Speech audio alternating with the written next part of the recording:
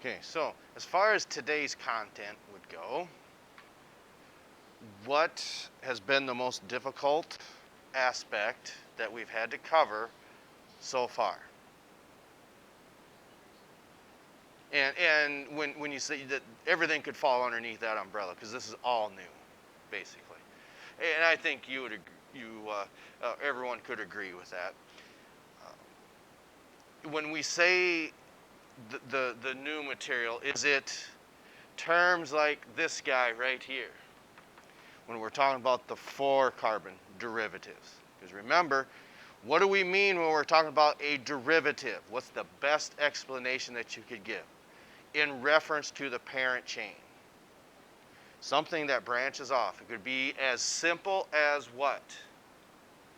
A methyl group, which is just 1 carbon, or it could be as complex as an isobutyl, a tertiary butyl, or a secondary butyl. Is it hard to visualize those? I don't know what the best way to do that. Only you can answer that.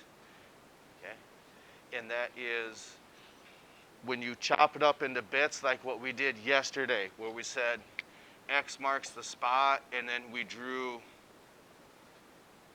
all 3 of those. Or is it better to see it when it's actually in the compound? Because here's 2 of the butyl groups. I mean, I don't have a whole lot to go over today. But, and maybe you don't know for sure what is going to work best for you. Is that fair to say? Okay. All right.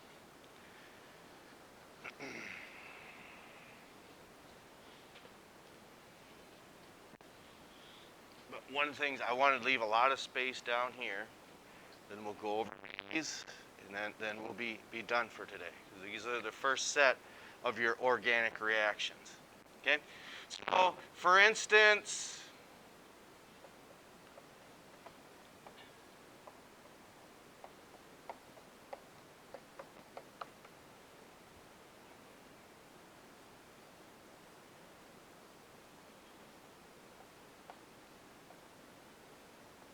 okay, what is the difference in naming between those 2? The one on the left is what? The one on the left down here. We're not going to do these yet. This guy here is what? It does. Okay? And that would be the difference. Okay, so let's go ahead and name them now.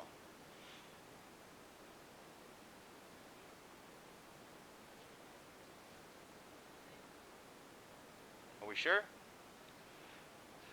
I do that a lot because I had students in the past that I hate it when you do that. So that must mean that's why I do it, because then it maybe makes you think again, or does that confuse you and think, God, now I think I'm wrong?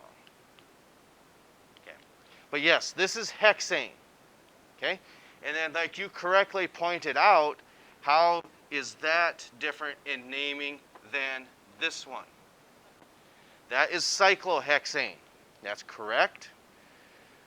Now, if we have the molecular formula for hexane, we already know there's got to be 6 carbons in it because it has the prefix of hex.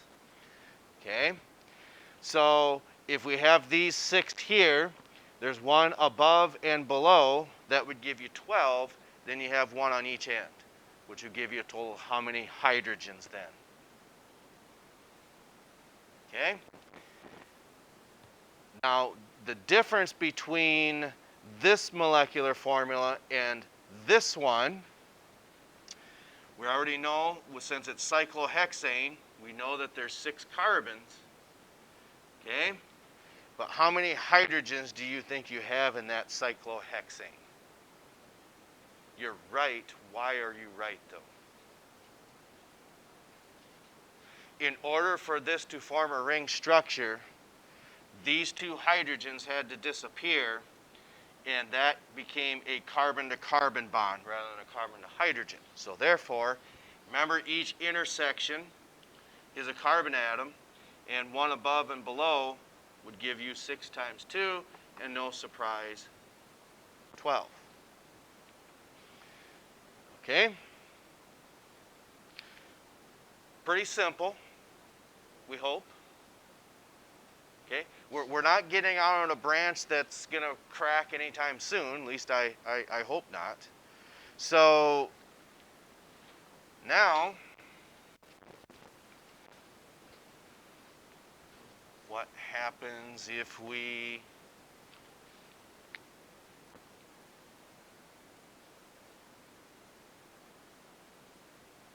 this one's a little tricky because we haven't seen this yet, at least not this year.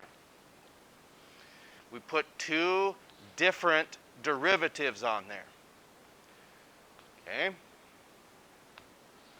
So identify what are your 2 derivatives on this ring structure.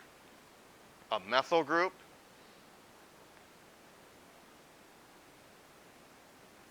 and you said what's on the right? Yep, it's a chlorine atom, but we call that chloro. Okay? These still need to be alphabetized, and they have to be given the lowest numbers. Well, when you look at that, well, how do you know which one to start with? Okay? That would be a valid question.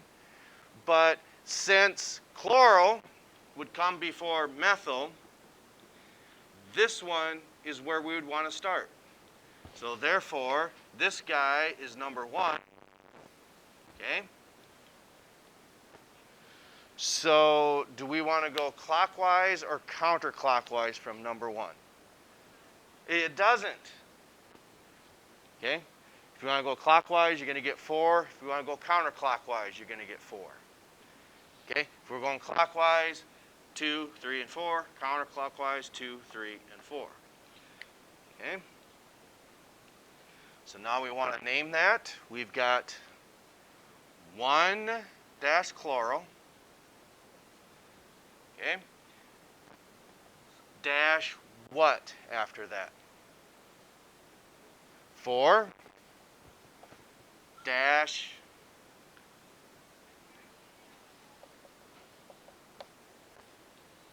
and then you'd finish that just how we had it before when there was nothing on there. And that would be 1-chloro, 4-methyl, cyclohexane.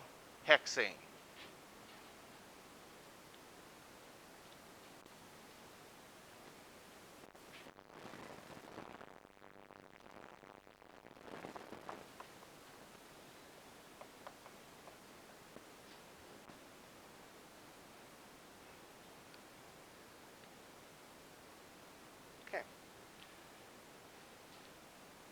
Left outside, are we good? Right outside, we're on the bus there. Right middle and left middle. Okay, awesome. Okay, just want to do a little bit of the ring structures. Now, when it comes to organic reactions, when we've been talking about these alkanes, we said that they are saturated. Okay? So since they are saturated, would you guess you got a 50-50 chance? And we've only verbally said this. Are these stable or unstable? Is that a guess? They are highly, highly stable, okay? And the reason that that's significant is you have to have something that jump starts that reaction, whether it's heat, that goes underneath the arrow, or ultraviolet light. That's what those two mean. So anytime you write something underneath that arrow, that means that that is a catalyst that pushes that reaction along. Because should you see something like this, then it's pretty simple. Means no something. Means no reaction. Okay? So if you see a compound here reacting with a halogen, but there's nothing underneath. That means this is too stable for it to react with this and just will not do it. That means no reaction. But should you have an alkane or saturated hydrocarbon reacting with a halogen and you have a catalyst, then you're going to have the reaction will proceed. Okay. Pretty straightforward. Makes sense?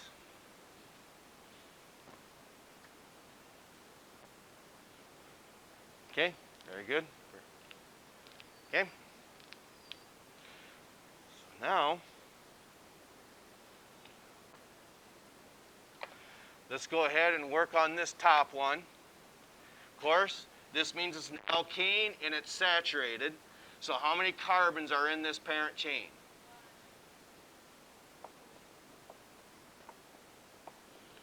Okay. And there's a methyl group branching off of the second carbon. So therefore, we'll just put him up here.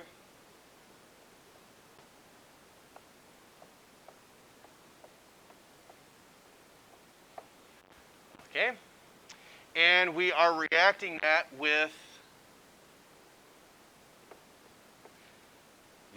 how do you think you would write the structural formula for bromine?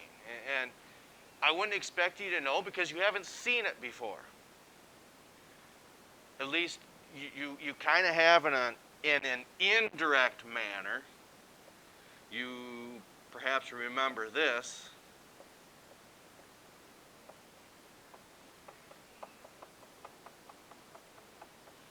But what does that mean these two electrons are doing from last year? They're sharing. And why did we put 7 dots and 7 X's? Because it's a halogen in the 7th column. That's right. So what that means is since these are being shared, they're forming a bond between those two. So if it makes more sense to you, you can just leave it as Br2 here, or there's nothing wrong with taking that same information that we had down here from college and applying it to this position here, or that part of the reaction. Put Br2 or Br and Br, either one's fine. All right?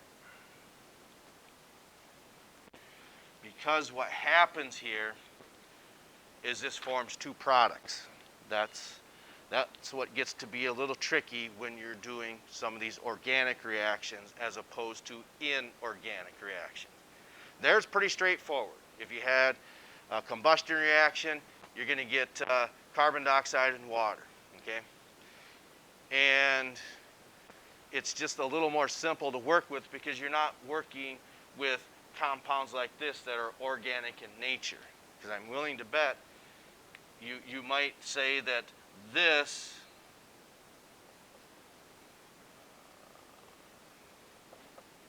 was perhaps a lot easier to balance this chemical reaction as opposed to work with this one. And maybe you think this isn't too bad so far. And if not, that's great.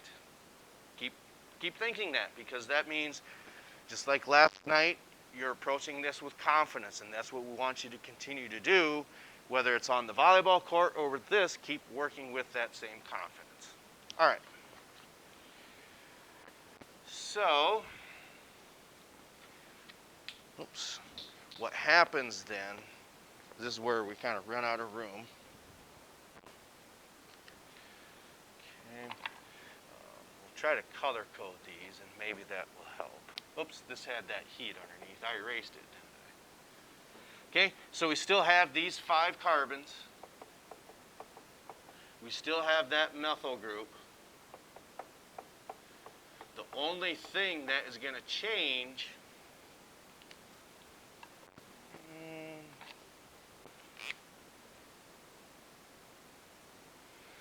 what was on the end here? There was a hydrogen on there. And if that hydrogen was still there, we wouldn't have wrote this Br. Okay? But in this case, what happens, this catalyst causes this reaction to boot out of there and attach on the end here. Okay, that is one of them. That's one of your products that you would get. And then the other one, you would write plus. Okay, I'm going to put him below.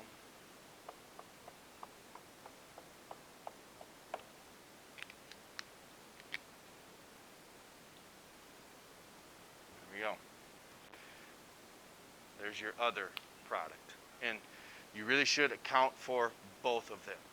I figured in this estimation, it was better to go through this together as a group as opposed to working on this. You can also find it on page 326.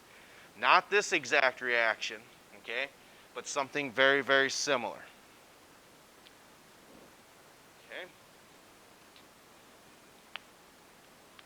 So this is where it gets to be a little different than that of the inorganic type. Here you're shifting where some of these elements attach because of different reasons. Sometimes it doesn't react, sometimes it does. Okay? And we don't have to balance it like what we did with that of the inorganic type. But really, if you really wanted to be specific, okay, you could say, well, we had that hydrogen here, and there's a bromine left here, so you could put plus HBr, and then we have another plus HBr down here. But we're not organic chemists here, but that's essentially what you could do if you want to see the same thing on both sides. And maybe we don't know if this is going to go well, if we understand this, but left, middle, are we good? Right outside? Right middle? Okay? Good. All right.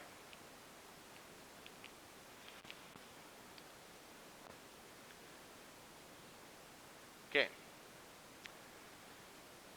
And starting this, how many of you think that you may have, we're not saying that you would, but you may have problems writing this alkane out? Okay? But what we try to do is as follows. Okay, we already know that these are saturated. So how many carbons are in that parent chain?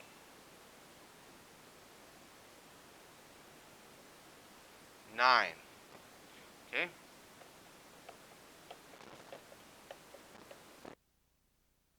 Okay? Then on that 5th carbon, okay,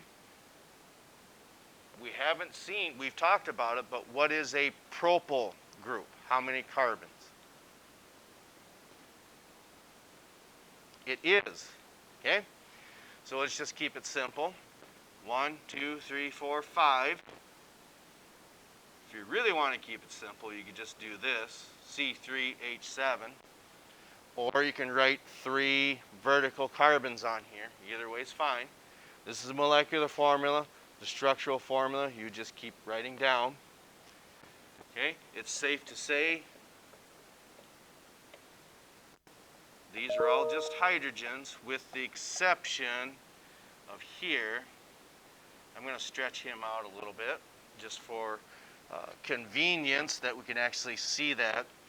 So when we look at this, what does a butyl group mean? How many carbons is that? We know that it's 4 because a methyl's 1, ethyl's 2, a propyl, like you said, is 3. A butyl group then is 4. But we need to be specific on how that actually attaches. Okay? So, who wants to describe, can anyone describe how they would actually attach?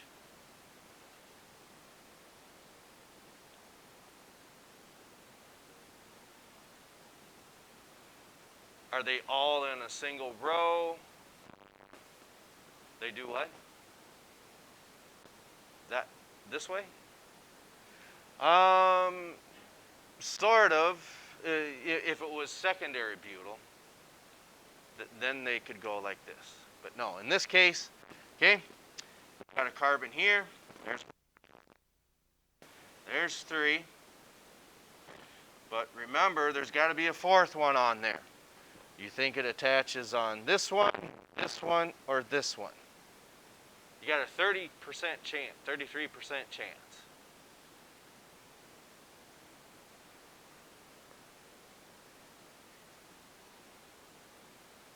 In the where? In the middle. It does matter, but it does attach to the middle. Okay? That is isobutyl. Okay?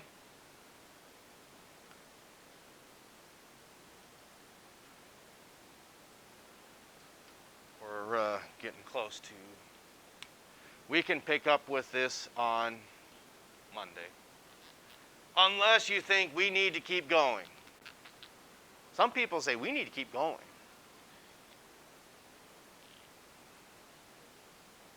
Okay. So next week, we'll perhaps assign some, well, not assign, have some vocab terms for you. I would be led to believe that we'd possibly have another, or I wouldn't say practice, but another paper on this, and we'll start some of these reactions on there. And then possibly expect I'm thinking on Thursday, we'll have a problem quiz over this on Thursday, because remember, the next 2 weeks, are they shorter or same length? We've got 2 4-day weeks coming up, because a week from today is, what would you call it, your Labor Day break? I don't know. Whatever you want to call it. Okay? So, moving forward, that's what we'll be doing next week. Some vocabulary, another worksheet or paper on naming these, and then we'll also have possibly some of these attached to that, and a problem quiz on Thursday. That's all I have. We'll catch up to you next time.